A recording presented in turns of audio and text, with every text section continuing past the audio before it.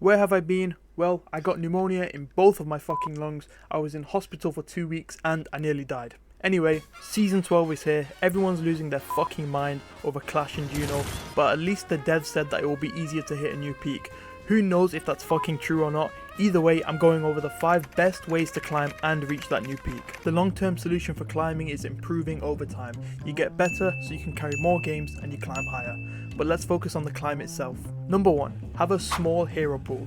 What is a hero pool? A hero pool is a group of heroes that you play in most of your games. If you have a small hero pool, you get better at those heroes faster, you win more games quicker.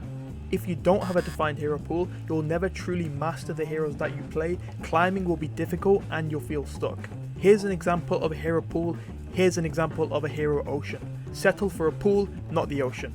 Don't overcomplicate it, pick 2 to 3 heroes that you enjoy and focus on getting better at them. If you one trick, that's more of a puddle than a pool, but you can make it work.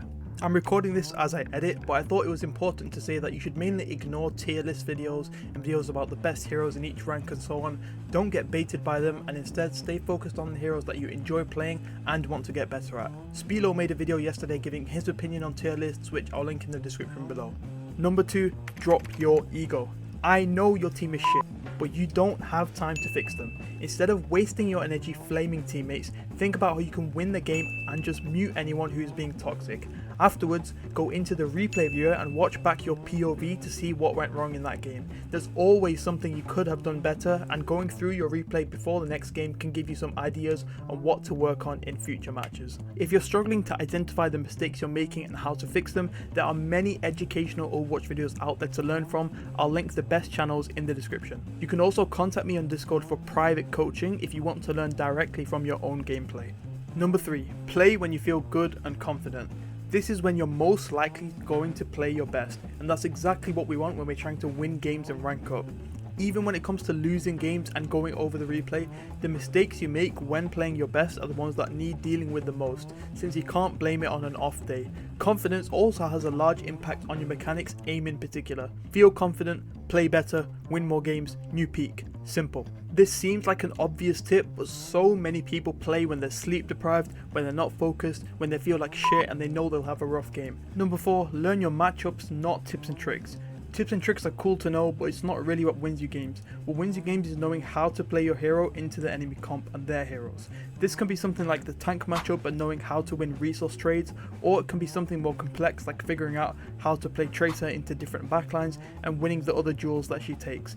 Knowing how your hero interacts with the enemy comp is key to finding value and avoiding unnecessary deaths. This is more than watching the one tip versus every hero videos by CarQ, which is a good start, but there's a lot more you can do. Think about how your hero interacts with the others and how to play into them, which links to the final and the most important piece of advice. Number 5, understanding your win conditions.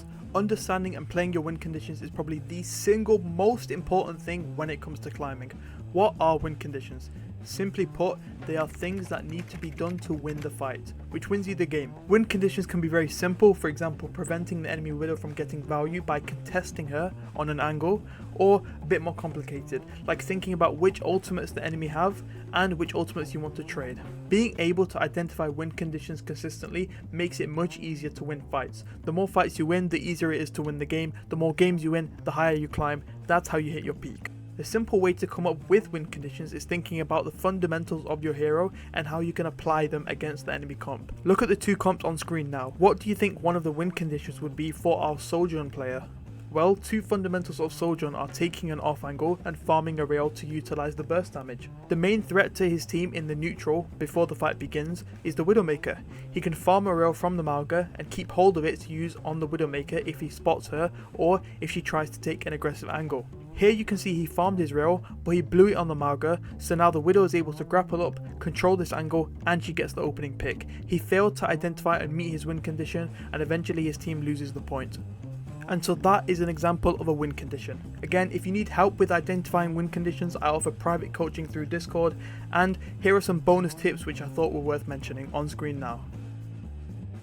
Good luck with your climb. Let me know which points end up working best for you in the comments below.